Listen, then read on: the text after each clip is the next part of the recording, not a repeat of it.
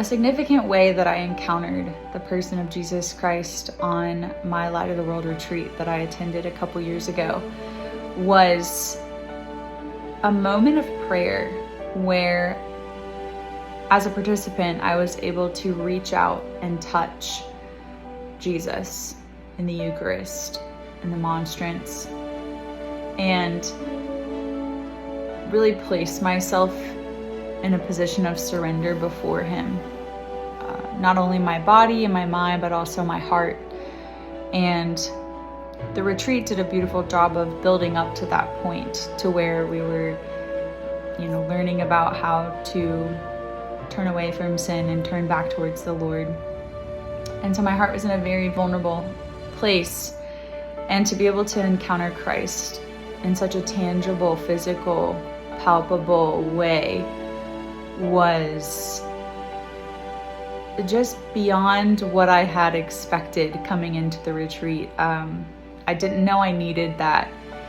I really was able to unlock a deeper place of surrender and of hope and of trust in Jesus through that experience.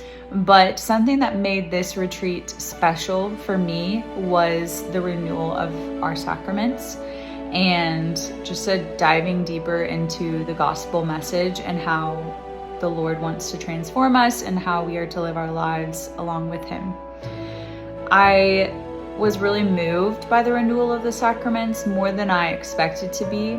I think as a cradle Catholic, it's easy for me to sometimes, or it was easy for me to go through the motions, so to speak, to sort of forget the depth of the sacraments, the rites, the things that we commit to as Catholic Christians, and having the ability to really look more deeply at what am I saying yes to? What is this doing physically in my heart? One of the parts of the retreat that really affected my relationship with the Father, the Son, and the Holy Spirit was a time of prayer where our group leaders, our shepherds, prayed with us and over us. It was silent, but it was very profound for me because I was able to just receive. I don't often do that in my daily life. I don't often get to receive. I'm usually giving. And so just getting to sit and rest and open my heart allowed me to really kind of turn off my typical provider mindset and just be receptive to whatever gifts the Lord wanted to give to me in those moments. And something that was very impactful for me was that while I was being prayed with, I physically felt my heart.